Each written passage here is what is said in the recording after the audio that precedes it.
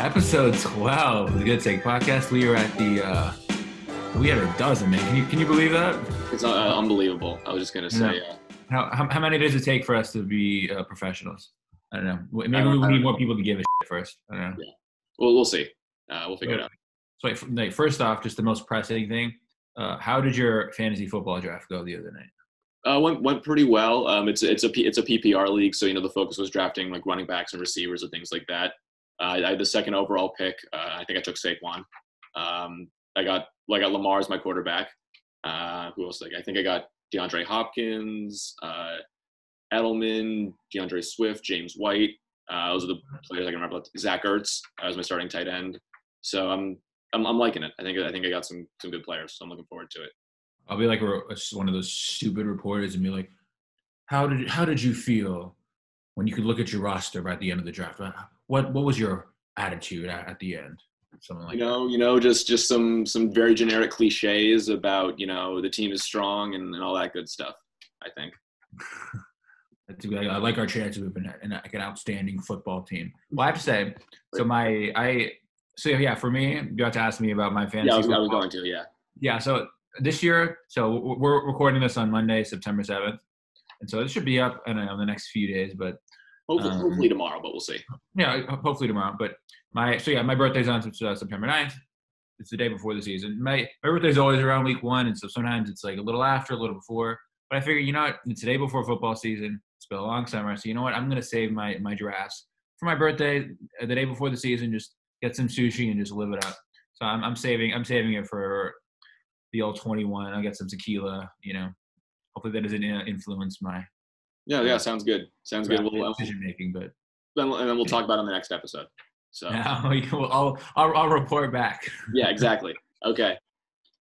I know, but hey, football's not the only thing going on. Right now the playoffs are heating up in basketball and hockey. I guess let's start with basketball. I started I guess very generically. Just any big takeaways? Anything standing out to you? We're in the second round right now, so anything? So first round and a half. Well, there's still. I guess the biggest takeaway would be LOL at people ever mentioning Russell Westbrook in the same sentence as James Harden or Steph Curry. Like, what? Okay. How was that ever a thing? Like, how did that ever happen? That dude, I saw a compilation today of all his missed layups and turnovers. That guy, I'm sorry to say, I don't like calling guys not smart, so I'm not going to say that. But in a basketball sense, he is a very low basketball IQ. The Lakers are waiting for him in the paint, so he's going to drive it in and then turn it over. He's not going to drive it in and kick it out, or he's just going to stand and shoot it open three, which are the two things the Lakers want him to do. The thing that makes Steph so great, besides his skills, he uses his skills to make others better. He leverages his talents to make things easier for his teammates. And Russ, just sometimes he gets so gotta go that he just doesn't.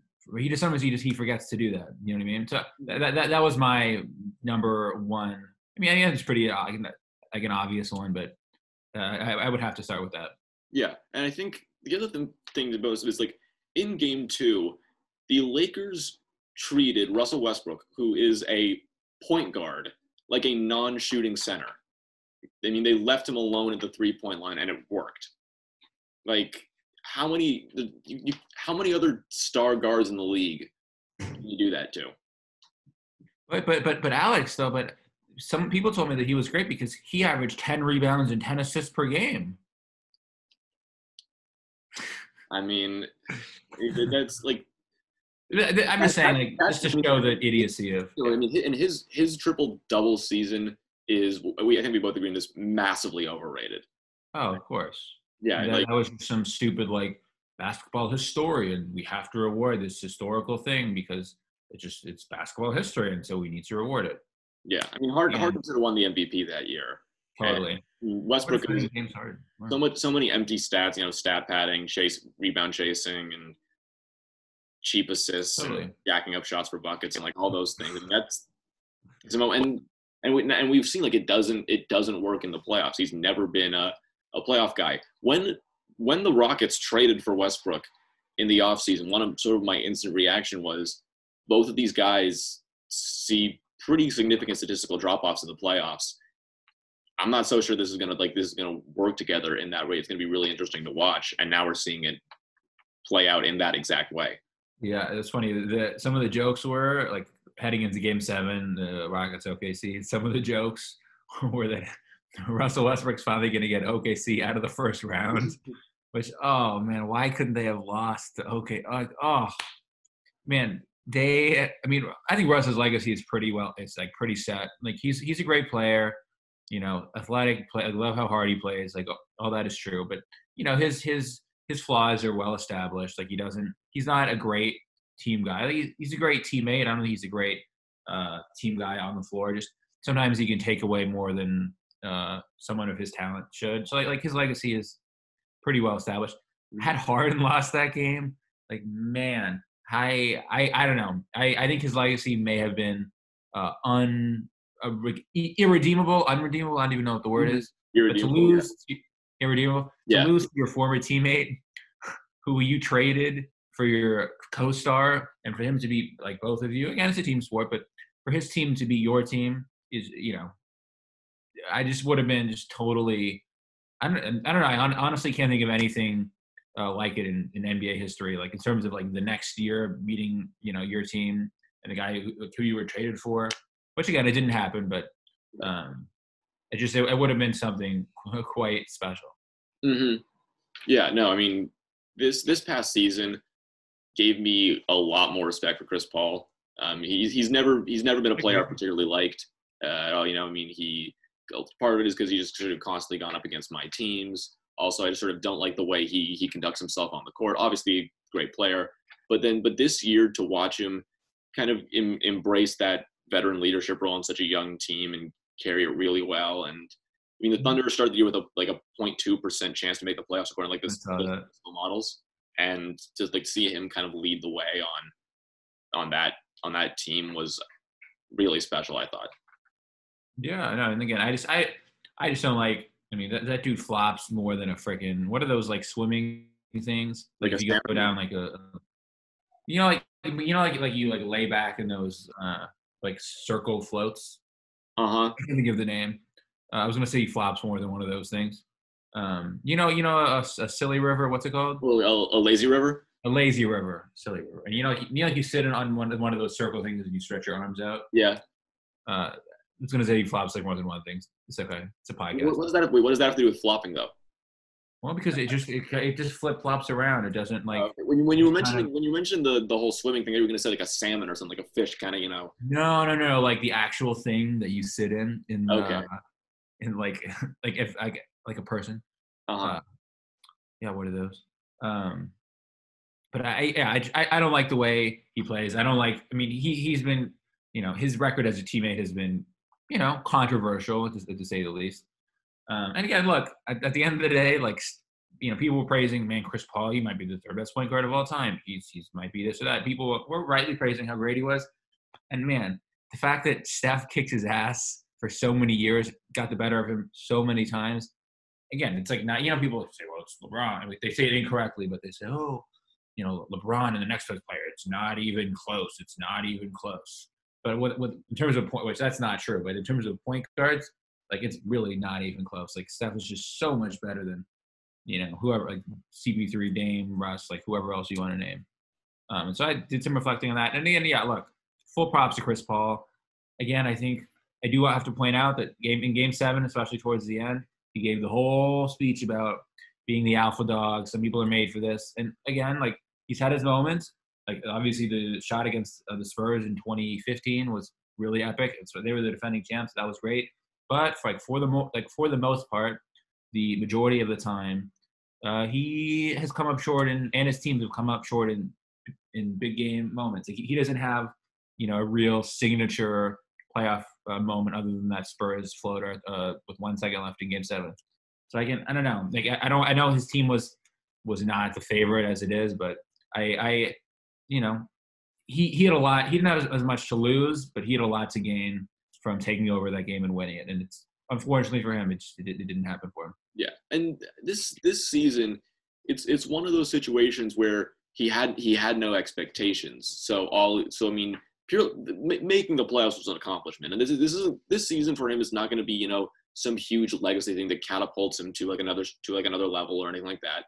But it could have, had they won though, it could have like I'm saying no, but I'm saying that because they lost, like the way it played out, it's not going to another level, but it does.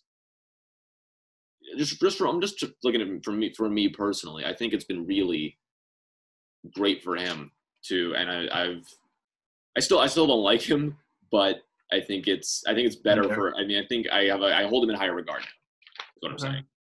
No, me too. And I guess on that note, I mean, you don't expect him to be on OKC next year, right?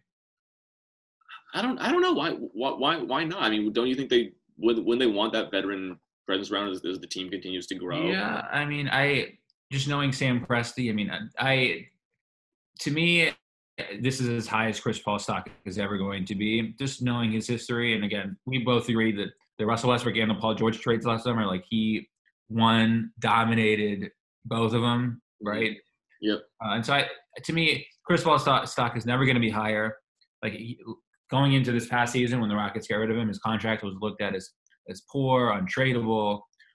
So then by trading for Chris Paul, he got all these picks. But now Chris Paul, he only has 2 years left in his contract, so it's not like you're stuck with it for like a really long time.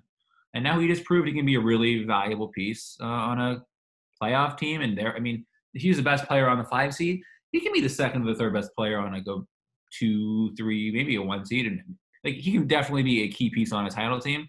So I think like you might see a team like the Bucks, who obviously need to contend with Giannis next year. You might see a team like them make a move for him. Do you think the Bucks would be a good fit? Where else would you, I guess, like to see him? Not, I know we don't like him, but where else do you think he would fit in well? Like, I think Milwaukee has to be one, right? Yeah, I think Milwaukee is a candidate. I think Miami has some potential for him if they I can swing agree. and make it happen. Um, I don't know. The thing for me about Chris Paul and the Thunder, I've thought about this, is it's worked so well with him serving as that mentor to SGA and Baisley and all those guys. Wouldn't it wouldn't it make sense to keep him there and have him keep serving in that role, because he's shown he's still a productive, capable player, and he's shown that he can be a mentor to young guards. Why not keep that going? As all these, so they have a lot of really good young players. Why not sort of have him there to help with that development?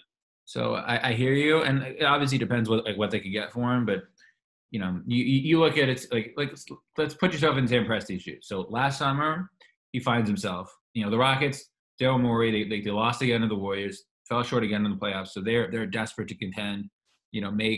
Maximize, make the most of Harden's glory year. So all right, Westbrook, man, he's star player available. We got to make the trade. See, he caught a Rockets team that was desperate, and so he squeezed them for every last drop out of the orange. And the Clippers, again, it's been well documented how Kawhi said he wasn't going to go. That he was only going to go unless the Clippers added another star player. So the Thunder, in knowing that, basically, I mean, assuming they knew that, they knew that the Clippers were not only just trading for Paul George, they were trading for Paul George and Kawhi Leonard, essentially.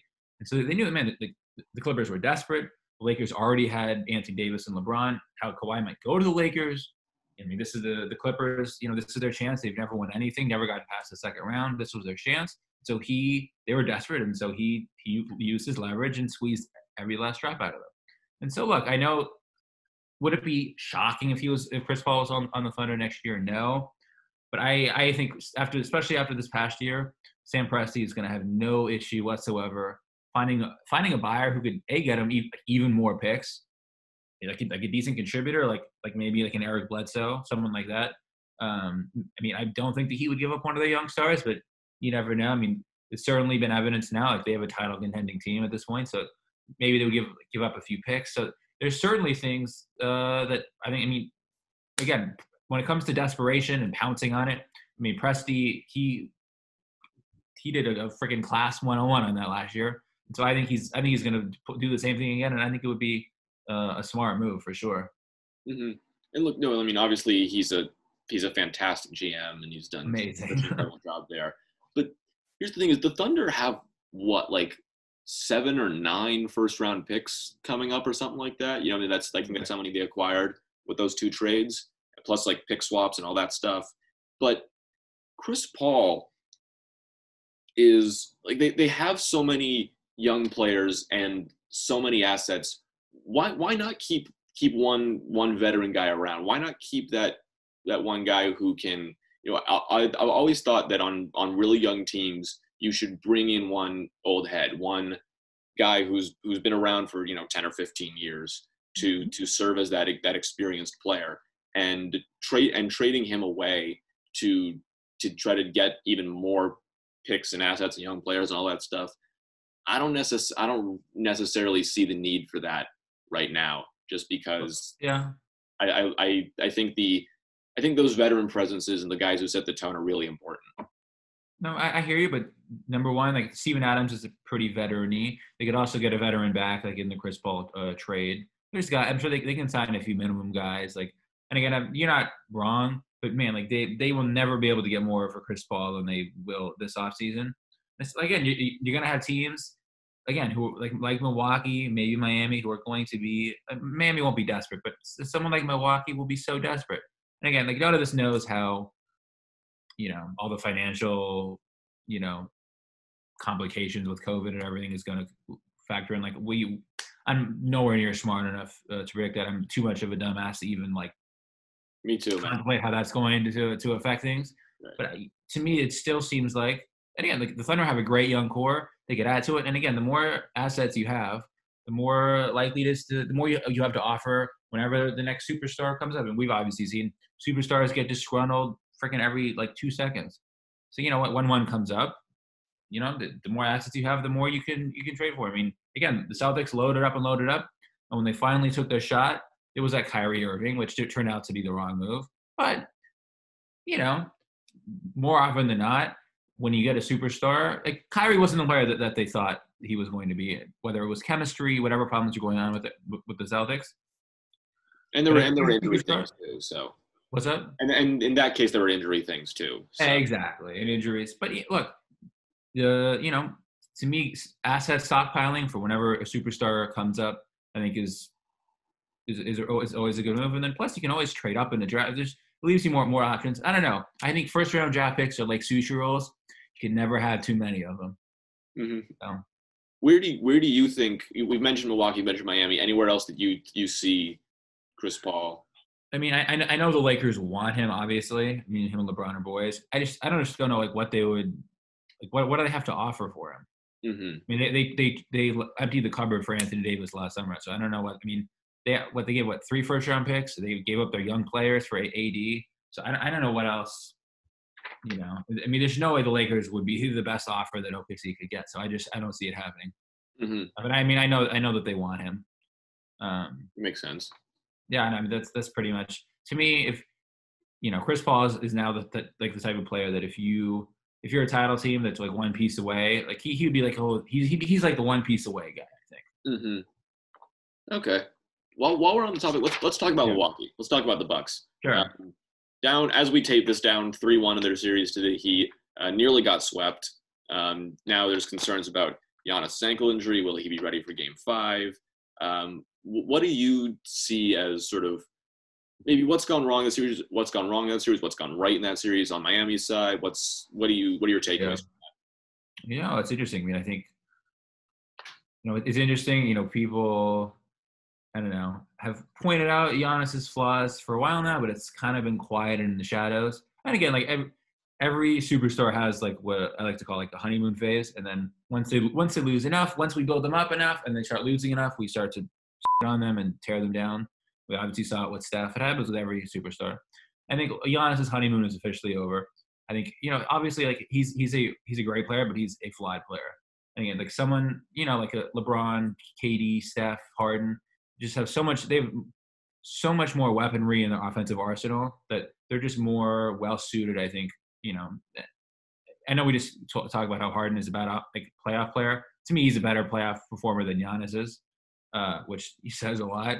But because those guys have more of an offensive toolbox to draw from, it's much harder to game plan for them in the playoffs. And I think Giannis has been exposed. Now that said, he played great in his 11 minutes yesterday, and who knows if he can somehow come back for Game 5. I mean, I'm not ready to say, Boston Red Sox, New York Yankees 2004 just yet, or the LA Kings, San Jose Sharks. But look, Game 5 is obviously a turning point. I think if things go in the other direction, the Heat are really gonna look at Game 4 as their missed chance. Hmm. And What do you think? what's really stood out to me in this series, obviously, there's a ton of time points. We could spend an entire. There's so many things going on. So we could spend an entire episode purely talking about that series. But what I will just hit on really quick is the coaching in that series. Erik Spoelstra. I forgot to. Yeah. Erik Spoelstra has so vastly outcoached Mike Budenholzer through 4 games. I mean, it's unbelievable. Budenholzer's like his playoff rotations have always been just kind of like a little suspect. Like, why do you have that player on the floor with 6 minutes left of the fourth quarter? I mean, that's something that goes back to his days with the Hawks. But I think it's just really stood out here. Like I already told you about this, so I'll just sort of say retell it for the audience. The other day, I flipped it was game 3. I flipped it on with like 7 minutes left in the fourth quarter. Very close game, and Giannis is on the bench with 7 minutes left in the fourth quarter of a almost a borderline do or die playoff game. I mean, it's not border. I mean, it is. It's not yeah. literally do or die, but it's as close as you can get without actually. So, what are you doing, man? Like, how can you have your star player on the bench come in that situation? I mean, it makes no sense. And I don't like. I do you think I'm not sure Budenholzer if the Bucks don't come back and win the series, I think Budenholzer's gone. I mean, I'm not sure they bring him back because wow, that's it. I mean, it's a bold prediction. Not a hot take, but it's not a hot take. It's a bold prediction. There's a difference between those two terms, and I agree with that, and I agree with your classification. I think it's a bold prediction. It's not a hot take. I agree. Mm-hmm. Yeah, no, I mean, can we just quick side note here? A hot take is an analysis of something. A bold prediction is your opinion on what's going to happen in the future. Okay. I would say a hot take is also probably more outlandish. Mm-hmm. That's probably true. But I'm really you know the way I'm really picky about stuff like that. No. I just want to put that on the record. We need more nuance in the world right now, not less. Anyway, so that's what I'm going to say. I think he's just really mismanaged this, and Giannis for all of his flaws, I don't think has been given a fair shake in the series either. So how so? Just by he's being left on the bench and sort of the players that he's being put on the floor around him and things like that. Yeah, it's weird. Not to harp on Giannis too much, but I love him as a competitor. I love his mindset. Doesn't make constant excuses. He's not passive aggressive, on social media or to the media. I like his attitude. But man, they just it feels like to me the Bucks are just having him get the ball at the top of the key, and then the Heat build their wall, and then they just keep trying the same thing and expecting a different result. Look, the reality is like he doesn't really have any post moves. His jump shot is just not where it needs to be. I will say also, I suggest to people if you listen to this, and if you're still listening, you should go check out on B-Ball Breakdown, the YouTube channel. There's an analysis of Giannis' jump shot that I think people should really check out.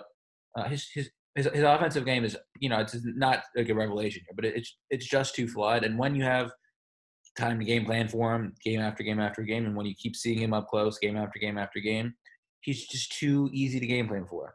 And again, I mean, they were asking the announcers the other day, game 3, were asking like, who's Milwaukee going to go to down the stretch to get them a bucket? And they have the 2-time MVP on their team, and like, he's uniquely flawed. He's great, but he's uniquely flawed that way. And it's until he expands his offensive game, until he expands his offensive game, I'm not sure he can be the best player on a title team. I know Richard Jefferson took a lot of shit for saying that he was a Scottie Pippen on Twitter the other day, which it's not, he's not Scottie Pippen, but I do get the point that RJ was trying to make. Like right now, like he's too flawed to lead the team to a title. And like if I get proven wrong in the next month, I will say it right here on the Good Take podcast. Mm-hmm. But to me right now he's just too easy to game play for. Mm-hmm. it's Spoelstra's funny. a great coach. By the way, sorry to cut you off. Speaking of coaches that need to be freaking, given more love, Spoelstra. I mean, Kerr, Popovich get talked about. Budenholzer, like you said, man, Spoelstra needs to get some love. So anyway, yeah, go ahead. He's a fantastic coach, and it's just really funny because what you were just talking about, to go with the bigger picture here, speaks to the way the NBA has changed. Because it used to be, you had to have the inside game and the jump shooting was secondary, and now it's you have to have the jump shooting, and or at least your star player has to be able to hit a jump shot once in a while. And the fact that Giannis is too shaky in that regard is really killing their title chances. And don't you just think it's interesting, sort of the way Totally. that's revolved? No, totally. I mean, it's look, the since Steph and Clay and the Warriors, it's happening before them, but now you got to be able to shoot, especially in playoff games. I mean, we saw with Westbrook, like if you can't shoot, it's really going to limit your team's offense because the defense can just basically ignore you and focus elsewhere. And when you're, Steph or Harden or LeBron, Giannis, whoever else, what you want is space to operate. And the more threats you have on the floor, the better chance that you have of, the better chance you're giving your star player to do what he does. And there was a clip from game 1, I think, of LeBron telling Frank Vogel, there's not enough spacing, Again, we can criticize that all you want, but like that's the way the game is played now. And if you don't have an ability to shoot even decently well, it's going to be tough. You have to be able to shoot, obviously, and defend multiple positions, or else there's just not as much of a place for you in the league, especially in high stakes, high pressure games. And I lost my train of thought. Oh, yeah, I remember. And it affects the other side of the ball, because if you've got like a great defender who can't really shoot, I mean, how playable are they? Because if you can just leave one of the 5 players alone. We've seen it with Lou Dort or with Tony Allen in the past. You can't have that guy out there for too long. A little bit. Obviously, we saw it in the first round of the Thunder Rockets series, but that can only take you so far. No, totally. And I mean, the teams have done it to Draymond a little bit, so they've like countered with like the dribble handoff to try and get Steph or Clay or KD back in the day a look. But yeah, I mean, look, just like sounds like not to sound too much like Belichick here, but if you have a weakness, especially in the playoffs, like good coaches will exploit it. It honestly holds true in any sport, and so you better dot all your I's and cross all your T's and have things buttoned up, or else your flaws will be exposed. And to me, the Bucks' flaw is that their star player is too flawed. And so until that gets corrected, I think they have a ceiling on how far they can go into the postseason. So yeah. All right. Shall we move on?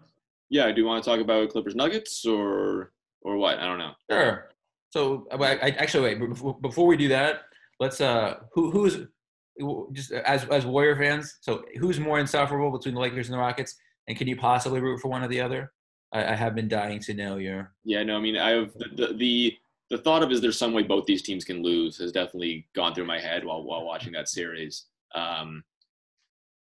It's tough because I think the Rockets are more insufferable as a team, but LeBron is far and away the most insufferable person on either team. So I agree with that assessment. Harden just a more insufferable player because he just flops so much. Like he barely plays real basketball half the time, which is part of why he doesn't do as well in the playoffs. The thing for me about Harden is that when he's not flopping, I know that doesn't happen a lot, but when he's not flopping, he's very fun to watch. Whereas LeBron, even when he's not flopping, I still don't find fun to watch. It's the backing down and taking it slow and throwing the forearm and stuff like that. Like offensive fouls, like almost every time. I don't find that fun to watch. Whereas Harden, he's just his handles and his step backs and his ability on that stuff I actually enjoy watching, because Harden without the flopping is basically Luka. They have very similar games with the exception of that one thing, and Luka's fantastic to watch. So for that reason, while I don't like Harden, LeBron is worse to me. No, that's totally fair. And look, LeBron's a very polarizing guy. We know that. But it's just, I think for both guys, LeBron has always, I don't know, he's kind of maintained. He says out in a tweet, but he's also said it in interviews. He's kind of scoffed at, the people dismissing. Well, you made 8 straight finals because you were in the East. You're in the East. Like, okay, which I've long, and so have you. We've both long said that he would not have gone to 8 straight finals if he was in the West. Which, look, when you lose 5 finals, that basically means had you played that team in the other Right. conference, that's matchups, who knows, but that's essentially what that means. And so, LeBron has long been told that he couldn't go to the finals, as consistently if he was in the West. And so now he has a shot. The Rockets, and assuming they play the Clippers, the Blazers were always overhyped as a tough matchup. That was ridiculous. They were just built up to be like, look what LeBron did. Like, he's so amazing. That was, again, I like Dame, I like the Blazers, but they were over. I love our boy Orlando Watkins, but they were over. Oh, they were overhyped as a threat to me. But look, the Rockets and the Clippers, there's no way around it. They're credible, dangerous teams. So yeah, if LeBron and AD and the Lakers can beat them both, LeBron can tell like a few of those people, like, I told you so. Like, I still would have had some success in the West. Now, sure, he still wouldn't have had as much, but he can say, LeBron will score some points, metaphorically speaking, against those people. And then obviously, if for Harden to beat LeBron, this would be one of the crowning achievements of his career. Hmm. I mean, Yeah. that would have to be. Hmm. All right. Since we mentioned the Clippers, Yeah. let's talk about the Clippers for a little bit. Yeah, I don't know what's weird about this season. I guess with the bubble thing now, there's just no predicting like how a team is going to play from game to game. Like we've obviously seen with the Celtics. I mean, they just were so flat yesterday. They honestly should have lost by more. And now, I mean, the Clippers. I swear, one night they look like kings of the world, and then they just, I don't know, they carry themselves like the Warriors did the last 2 years when they're trying to get through the regular season, just not playing, not locked in every game. But the Warriors were just trying to get back to the finals because they had played like 4 or 5 finals in a row at those points. Like the Clippers carry themselves like that, but they've never actually been to a finals before. So it's a fascinating dynamic. So I don't know. To me, they're the highest ceiling team, but they could lose this round and it wouldn't shock me, and they could also win the title and like lose 2 more games the whole time, and that also wouldn't shock me. Yeah. One thing I will say is interesting you brought up the Warriors because the Clippers Nuggets series, particularly Game 2, has kind of made me realize how much the Warriors skewed our view of basketball teams and very good basketball teams. Because in the last game, Nuggets like vastly outplayed the Clippers most of the way. And then there was that one point, I think, don't quote me on this, I think it was the late third, early fourth, where the Clippers really started to getting back into it and cut into it like as little as 4. Yeah. And at that point, I said to myself, all right, here we go. This is where they flip the switch, run away with it the rest of the way, slam the door, and go up to nothing. And then it just never happened. And I think we just got so used to the Warriors doing that, just kind of when they felt like it, that it almost surprises us when it doesn't happen. And for the Clippers, they I mean, honestly, I think there's only been a couple teams ever that have been able to do that. The Warriors are one, the Jordan Bulls are another, but the Clippers are a very good team, but they're not so good where they can just kind of say, all right, we're ending this right now, and boom, there they go. It's like the Warriors have, I guess, spoiled us. I don't know if that's the right term, but For sure. as basketball watchers, it surprises us when we don't do that. And I agree, but I think the thing is the Warriors did that because they already won previous titles. They knew they could flip the switch. Like they knew they had it in them because they had played together before and won titles together before. Versus the Clippers, they're taking the gamble. And I know they had some injuries, Kawhi to rest, and obviously the shutdown. So not all of it was under their control. But they did take a gamble that they could flip the switch when they wanted, even though they have no reference, no previous experience to sort of bank on for that. So they're, it still may end up working out for them, but it's it's a little bit risque. Yeah, I mean, and Totally. it's not, and it's something we haven't really seen before because all the other teams that have done that are like established teams. The Exactly. That's Warriors, exactly what I'm the saying. Oklahoma Heat, Exactly. the Jordan Bulls, And all those. he did the same thing. Exactly. 2014. Mm-hmm. Totally. Totally. Yeah. Go ahead. I was gonna change. I was gonna change topics a little bit. Yeah. Just Go for it. you mentioned the Celtics coming out flat. Today in the first half, I mean, their defense looked as good as I've seen it in months. I mean, Unbelievable. They heard the noise. Totally. yeah, no, definitely. I mean, I like this. I like the Celtics a lot. I like a lot of their players. They're really good. I mean, it's crazy to think that they were half a second away from being up 3-0 in the series, and then all of a sudden, They probably, if they win Game 3, it probably would have been a sweep. yep, I would agree with that. And all of a sudden, I don't know what's the score right now. I haven't checked since we started recording. Score right now is no 92-73. Okay. 6 minutes left, so it's pretty well in hand. Mm-hmm. If anything happens, stay here and we'll let you know. Yeah, if something crazy happens, we'll do a live reaction. Exactly. Yeah, no, but I think it feels like it's been a work in progress. We've been talking about all the other front offices, but Danny Ainge has been doing a great job there, and this to me feels like the year where everything clicks into place for them. And we'll see what happens. Like how far? I think they can win the East. What's going to happen? What do you mean? Make a prediction. Celtics over Heat in the conference finals, and then whoever wins the West is gonna win the championship. Listen, I said the Raptors are going to the finals before the playoffs, and I'm looking pretty wrong on that. So you just got to it's okay to be wrong. Yeah, no, of course. I thought Johnny Manziel was going to be a top 5 quarterback in 5 years, so it's all right. I also thought Steph Curry was going to be better than Magic Johnson before he won his first MVP. So okay, some things you're right on, some things you're wrong. So. Yeah.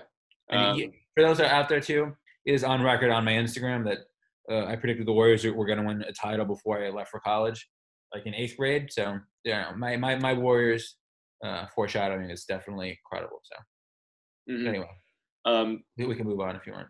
Yeah, no. What I was going to finish up with is who do you think wins the championship? The winner of the West or the winner of the East? I'm not asking you to make a specific. I still, even though they frustrate me and I don't have a ton of confidence, I still have to go with the Clippers. I still think Game 2 to me was they were overconfident. They were like the Warriors of last year. They think they can just kind of roll in and beat certain teams. They clearly, to me, they don't respect the Nuggets. But to me, all 4 games against the Lakers, to me, they've come out and played at least hard and sharp. So to me, they have too much talent for the Lakers. They have a lot of guys who would be the 3rd best player on the Lakers. Probably maybe 4. I mean, Paul George would be the 3rd best player. Even Harrell, Lou Williams. I mean, maybe would Patrick Beverly be the 3rd best player? Maybe. That's not a hot take, is it? I don't think so. With how terrible and inconsistent Danny Green has been and Kuzma, who the hell knows? So they're too deep with too much talent. I would still, again, not with a lot of confidence. I would still have to pick them. So how about you? My leaning right now is the Lakers. What I will say is that I think whoever wins the West wins the championship because all the teams in the West have that star player, that one guy or 2 guys who kind of rise up and above, whereas all the teams in the East are more of ensembles. And I think the days. So are you ruling out a Bucks comeback? I mean that is the one exception. If the Bucks manage to make a comeback and Giannis is healthy enough to play at more or less full strength for the rest of the playoffs, that's the one exception. But other than that, I think that's the case. And I think my feeling is that the days of those ensemble teams like the 04 Pistons, the days of those kind of teams winning the championship aren't really a thing anymore. You need that star power to win the title. So I would say that whoever wins the West will end up winning the finals. And it'll be like a situation like we had in 2018 where the Western Conference Finals was effectively the NBA championship. Sure. So that's the way I see it going. Yeah, I mean, we'll see. I mean, I've never seen Jimmy Butler play this well. So if he keeps playing at the level he's at, I wouldn't rule out Miami winning a title, which would be so improbable. Do you think he can sort of elevate his game to be like their star player the way I'm I mean, if describing he it? if he plays like he has in this Buck series, they can totally win the title. Now, will it continue to happen? I don't know. His jump shot is not the most consistent, so I wouldn't bet on it. But right now, man, especially in the year 2020, man, like poop could fall from the sky and it wouldn't shock me at this point. So to me, the Heat. To me, I mean, there would be a great value bet. There's certainly no ruling them out. And again, they have, they're a young team who, again, they're not supposed to be here. So they're not, to me, they're not going to play, well, they're going to play pretty loose. It's not like, it's not like a team, like to me, what happened with the Heat yesterday is when Giannis went out, they sort of felt like, oh, like we're supposed to win. Like we have to win now. And they've been sort of the fun, plucky underdog before that. And so they didn't know how to play in those circumstances. I think as soon as they close out the series, from here on out, they'll be the underdog. And so that level of pressure just won't be on them, which I think will serve them well. Plus, I mean, guys like Jimmy have been like an underdog his whole life. I mean, Jimmy came out of, grew up in a really rough spot. He's been around the league, been in some tough situations. No one's more suited to be an underdog than him. So I mean, would you be shocked if they won the title? I mean, I wouldn't. No, I don't think so. At this point, this is such a good playoff. I think it's so wide open. It's fun. There are no one or two dominant teams anymore. I like that. Even when they were the Warriors. I mean, you know what I mean. It's like as a neutral observer. No, for sure.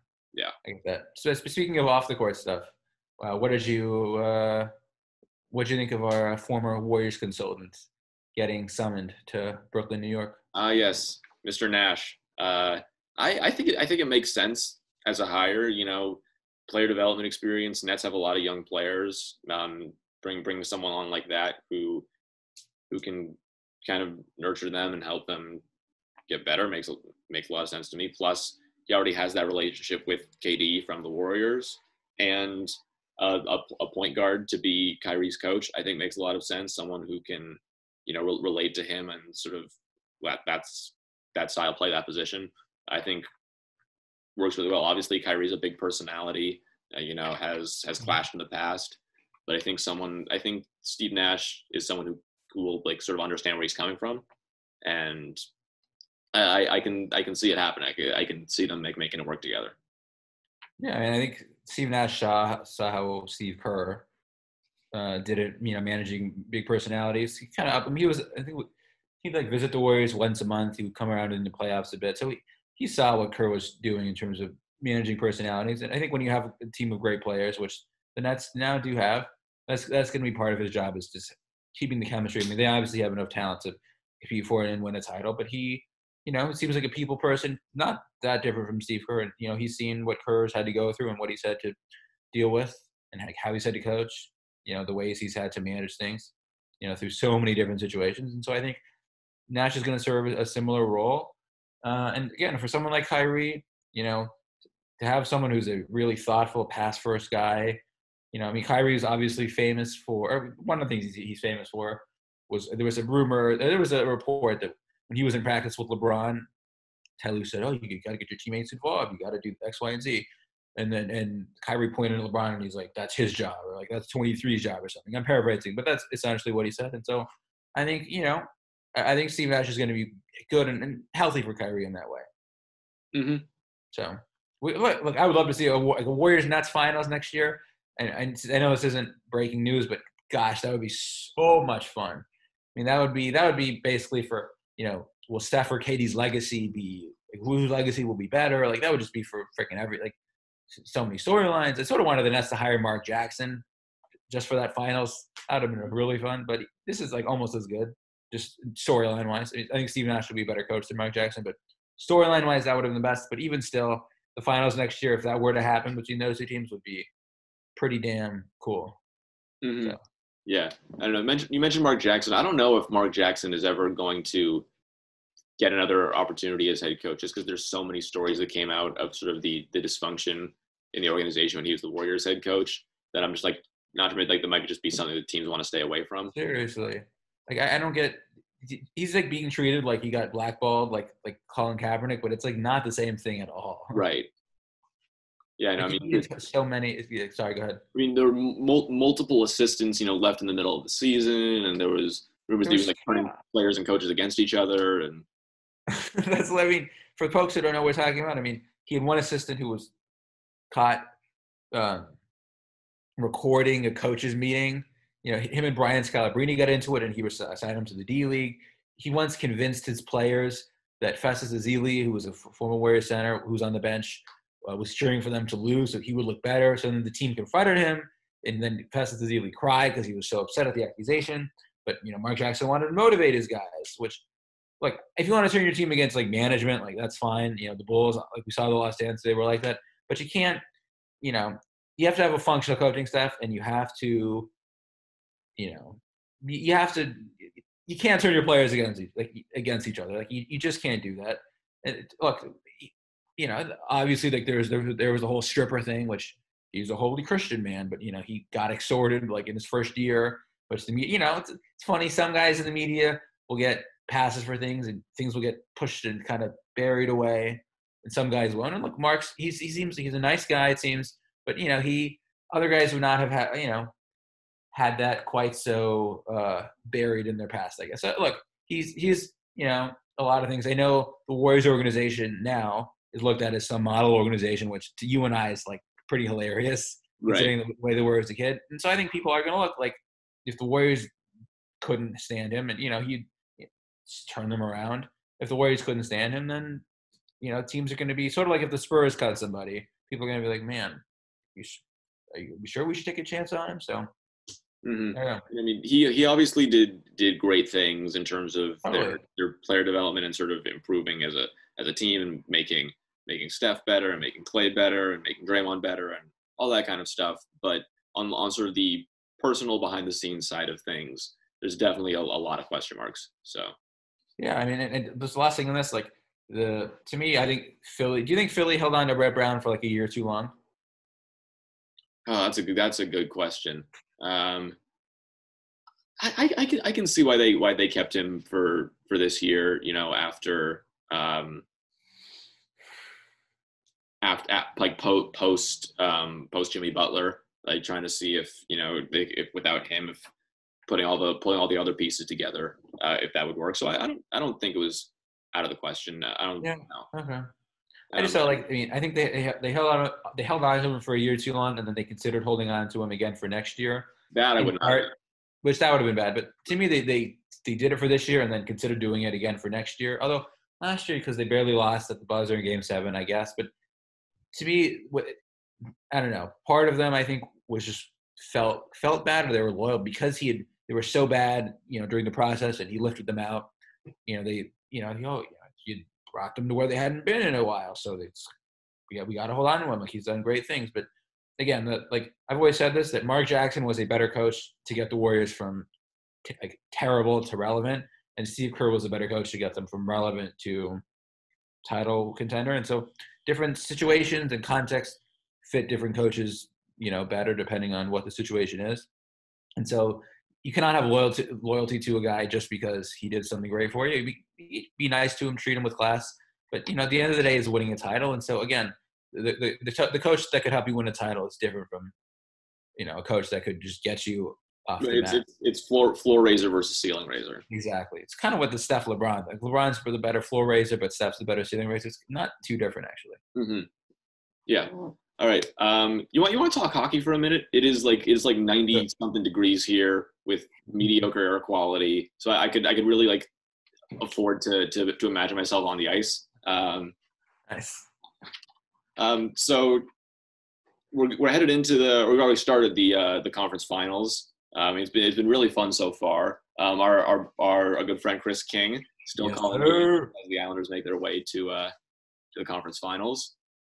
But they got a really tough opponent, dude. Tampa is, I think, at least the most complete team left, probably the best team left. I mean, they have everything. They have really good forwards, really good defense, really good goaltending.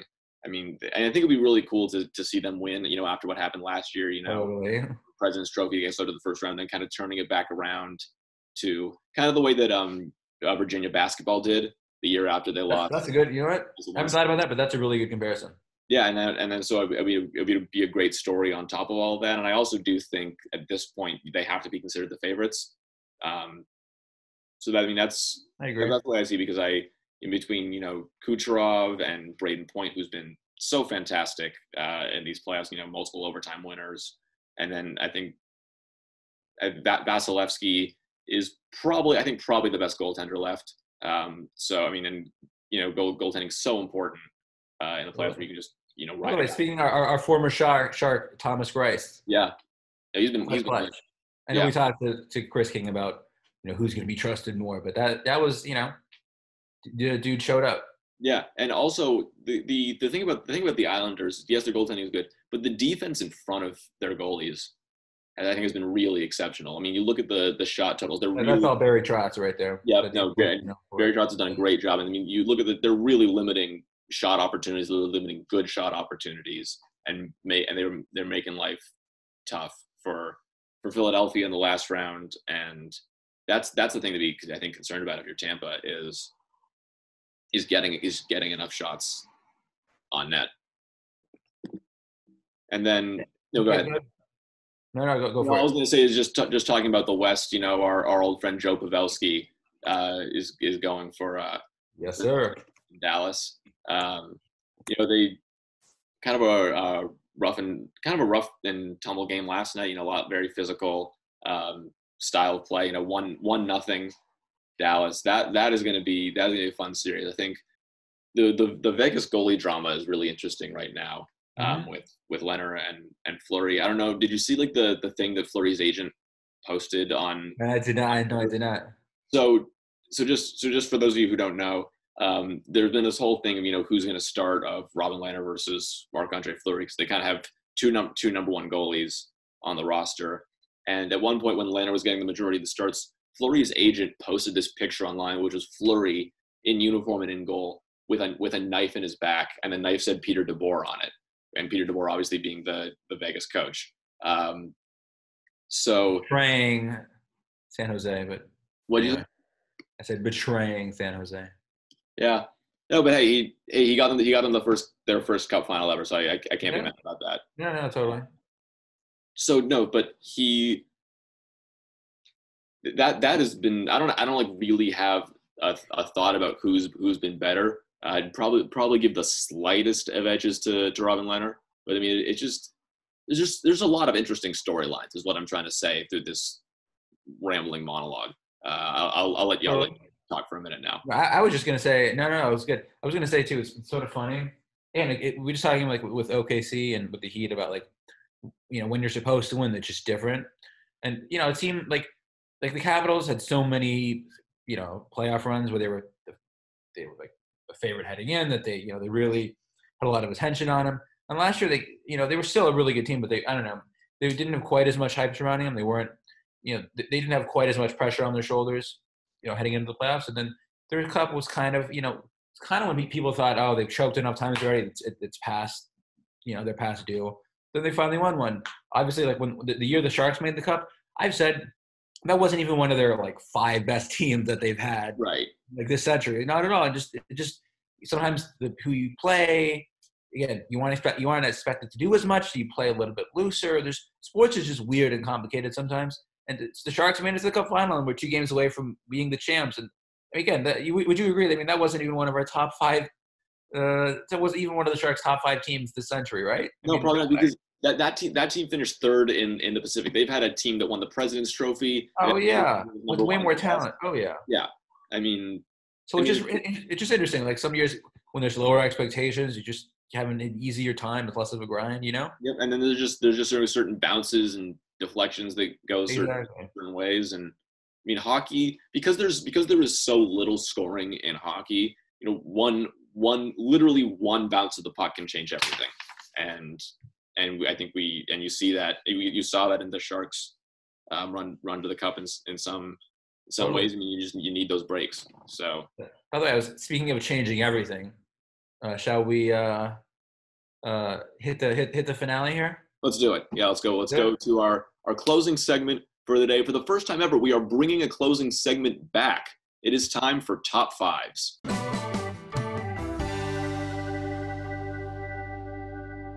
In this segment, we're going to give a top 5 list about something, kind of depending on what is relevant at the moment, something generally going to be something that relates to current events in sports. Zevan, what is our top 5 list today? So in honor of, and we're not going to include Brady in this, sort of like, just like last time we did the top 5 best 2-year starts, and so we didn't include Mahomes because he was who we were basing it off of. So because Brady is going to debut this weekend with freaking Tampa Bay Buccaneers, and that's just still weird to say, we're not going to include him in it because this segment is sort of inspired by him, based on him. So we're not going to include him. But besides Tom Brady, we're going to name the top 5 weirdest jerseys to see an athlete wear. You know, someone who's known for playing with one franchise. He's on what team? Like, what? Like, it's so weird to see someone in a jersey. That's our top 5 today. And so without further ado, who is number 5 on your list? All right. With number 5, this is as personal a choice as any, probably on almost nobody else's top 5 list, but it's just, this one is just so weird to me. Patrick Marleau on the Pittsburgh Penguins is just, it's funny. We were just talking about the Sharks and their run to the Cup. It is so strange to see him not only in those colors, but in the uniform of the team that beat him in his only Stanley Cup final appearance. Yeah. It's just, those two things combined make it so, I mean, especially because he was, you know, number 1 overall pick by the Sharks back in 98 maybe, and then played like, 18 or 19 seasons with them. And then he's gone around the league, came back to the Sharks for a little bit. And now, I mean, like, I remember the first time I saw him in a black and yellow jersey, it just it just felt like I was in the upside down. Like just something had gone wrong in the universe. And I know that, you know, to a lot of people, it doesn't sort of have the same significance for me as a Sharks fan, but I couldn't not include him on my list. Yeah, that's totally legit. And I have to say too, I mean, you know, he's been such a staple of our childhood sports watching, which again, what happens in your childhood is going to resonate more. And so when something like that happens, it's just, I don't know. It's very more jarring when stuff like that happens. Like, I know I had John to the Chi-Chu's jersey for a while. I'm sure no one's going to know who the heck that is. But when he got traded, that was really rough for me too. Mm-hmm. So. I love how you cursed like 4 times during this episode and then feel a need to correct hell the heck. Yeah, I don't know. We tried to limit it back, but you know, actually. No, go ahead. Yeah, so my number 5 is actually similarly personal. Okay. My number 5 is seeing Richard Sherman in a 49ers jersey, which is just so. I know it's been a few years now, and it's just still so weird. I mean, obviously, the NFC title game when he was like, that's what, you know, Crabtree talks and like me, like he's no sorry receiver like Crabtree. I don't even know what I'm saying, but it's something, you know. I know what you're talking about. So yeah, I was talking about Crabtree, like yelling into the microphone, like into Aaron Andrews' face. I mean, we Niners fans, like we hated him, and then, you know, look. So there's that, and I think Richard Sherman is one of those cases where. So not only is it weird to see him in another jersey that's not the Seahawks because he's like a Seahawk, you know, for, you know, he profit from the Super Bowl, is part of the Legion of Boom, one of the most scary defenses of all time. Like, it would be weird to see him in any other uniform, but if he went and signed with like the Titans, he wouldn't be on my list. The fact that he went to sign, you know, with this like the Seahawks' biggest rival, in part to stick it to the Seahawks. You know, again, he signed an incentive-laden contract so he could prove himself, just to show everybody. But the fact that he signed with the Niners is just so. It's just still. It's still weird. Like I have to root for him now. It's just odd. Mm-hmm. You know, I mean, when I found out, like, because, you know, the way transactions go these days is first you hear that like they're nearing a contract, and then you hear like it's official. Exactly. So when I heard that they were like in negotiations, I was like, oh, okay, let's see how this goes. Let's see what happens. Yeah.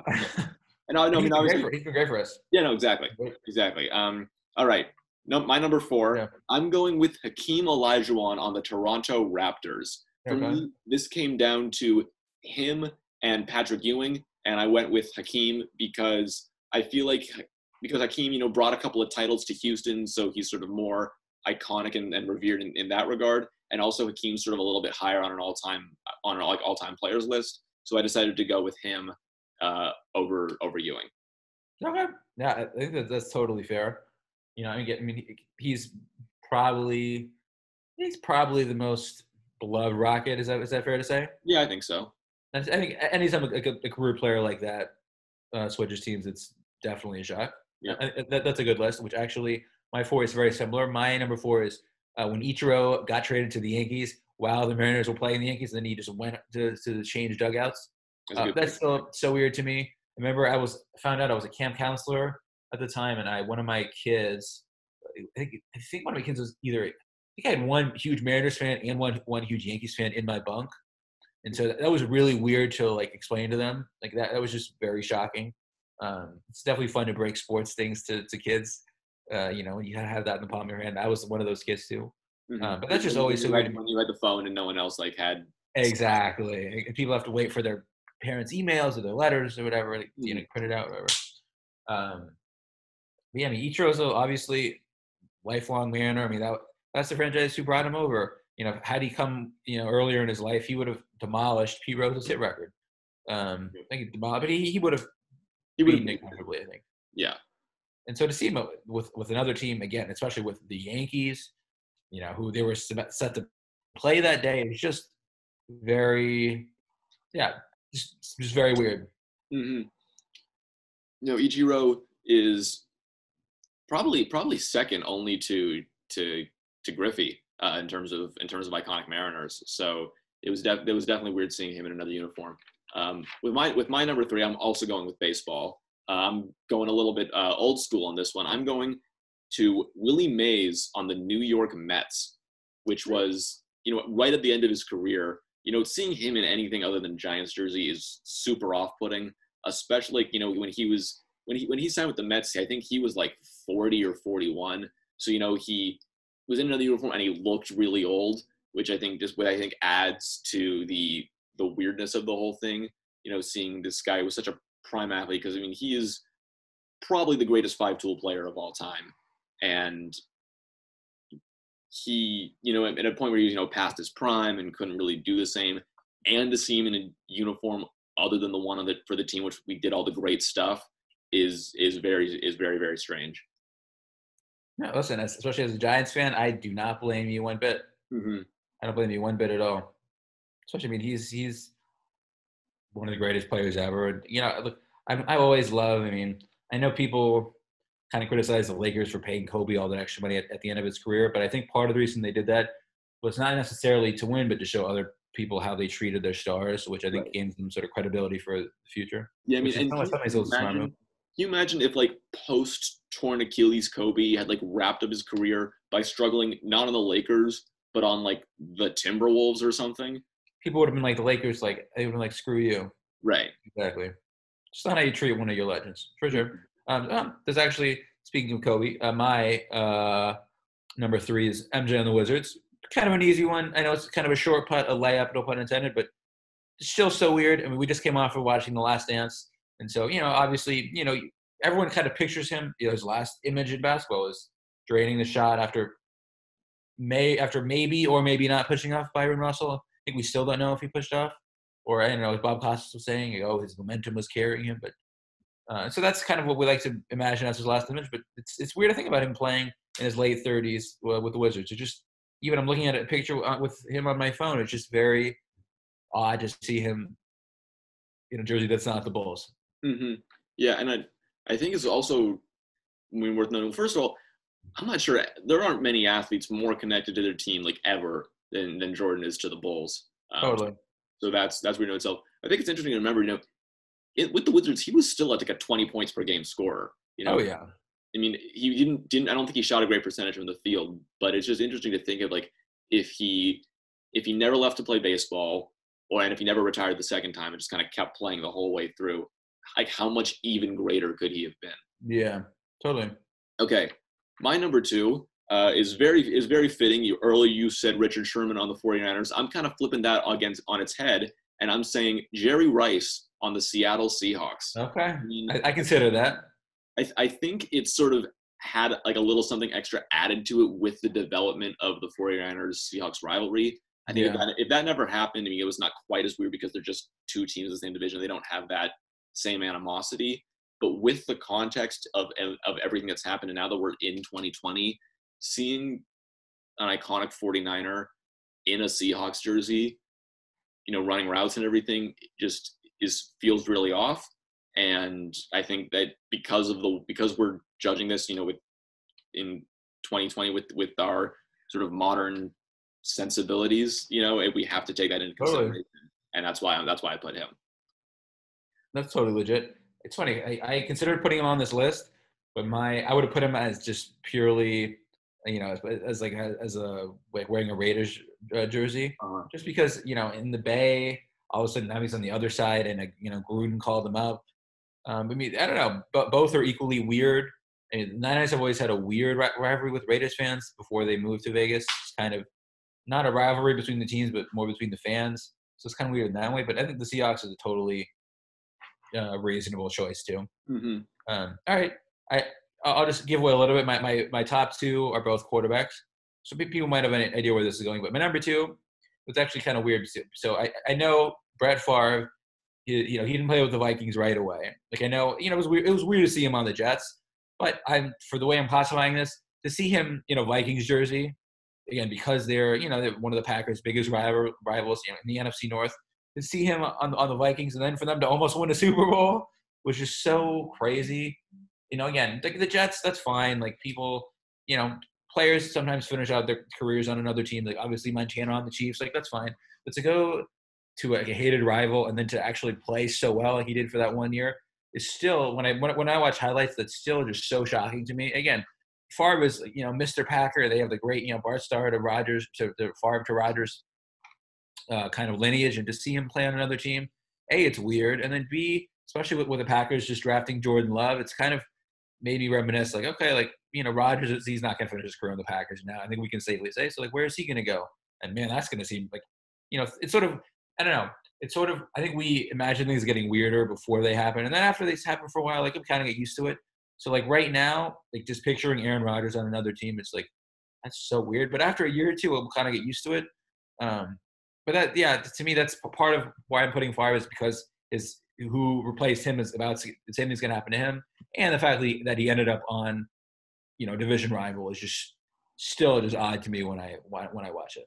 Mm-hmm. Yeah, Favre is a really Favre is a really interesting case just because of the way his relationship with the Packers ended, with all the sort of the drama and the tension and the retiring and unretiring, retiring like 84 times, right, and constantly changing his mind, and then. So by the time he got to the Vikings, there had already been so much drama and so much insanity that seeing him in a Vikings uniform was, to me, just kind of like the next step in that. So that's why I don't have him on my list. But I totally get what you're saying, like especially because one of the big things I factored into my list was how weird do they look in that uniform versus whatever other uniform they used to have. Yeah, and seeing Brett Favre in purple. Definitely. It's so weird. Yeah.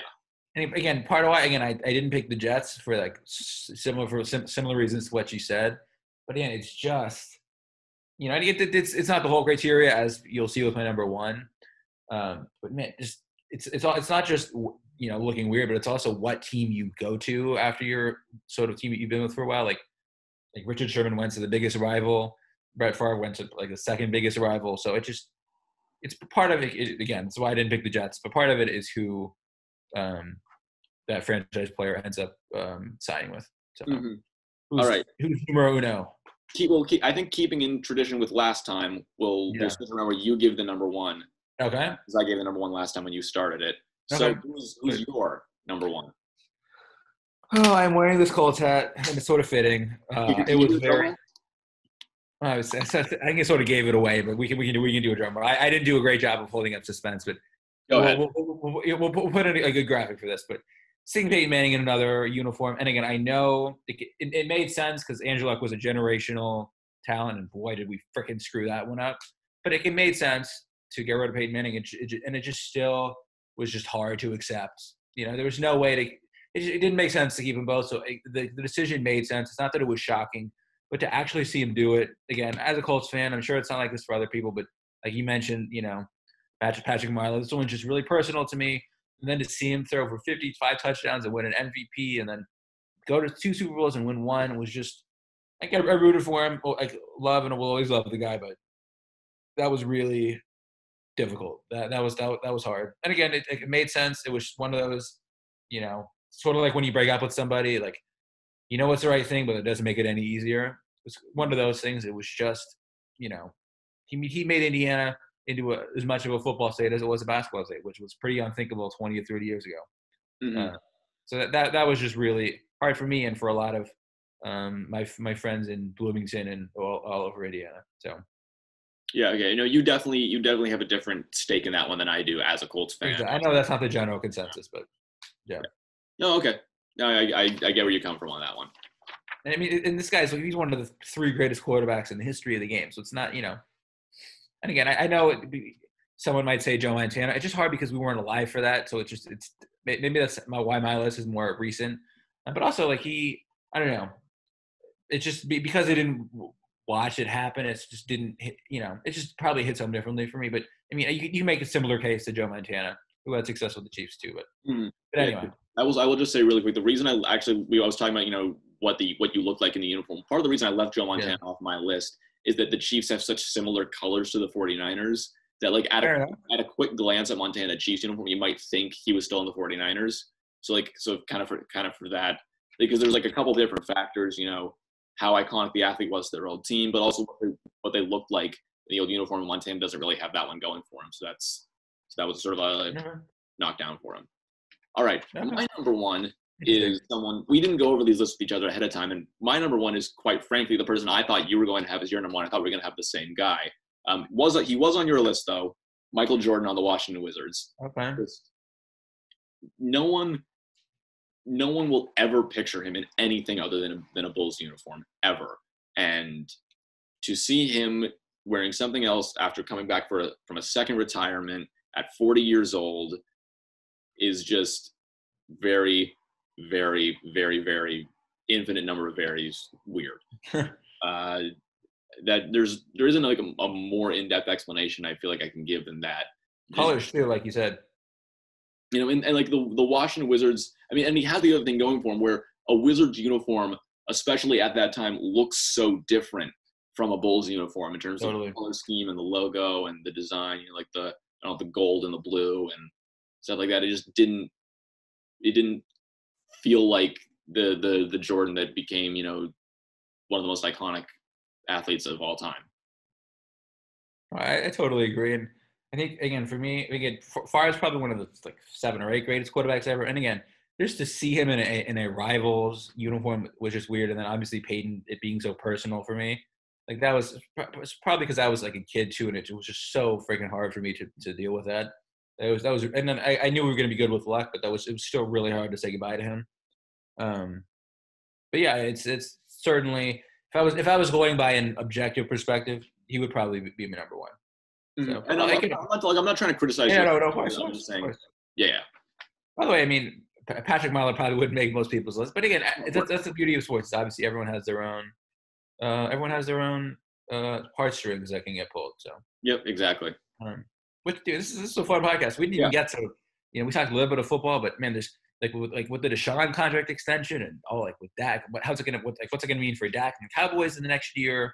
I mean, gosh, it's so weird that I know it's just obvious, Captain Obvious, but the fact that we're talking about the NBA playoffs and we barely have time to even mention start of the football season is just so. And again, I know it's nothing new here, but it's just such a weird time that we're living in. It's just so crazy. We'll have future episodes to talk about all of that, and those should be really fun. There's going to be a lot of good stuff coming up. So cool. Awesome. So again, everyone, please like, share, subscribe on YouTube. Leave us a rating on Apple Podcasts and Spotify. Say nice things. Say that we're awesome or not. You can give your honest opinion. We'd appreciate whatever positive rating or retweet or or whatever that you can offer us. So again, on Twitter, you can follow Alex at AlexHutton35. That's Alex HUTTON and the number 35. And you can follow me on Twitter at ZShust9. That's at ZSHUST and the number 9. Did I miss anything? I think that's it. I think we're good to go. YouTube, Apple, Spotify, Twitter. Yeah, and then Sweet. just thanks a lot for listening and or watching, and we'll see you guys next time.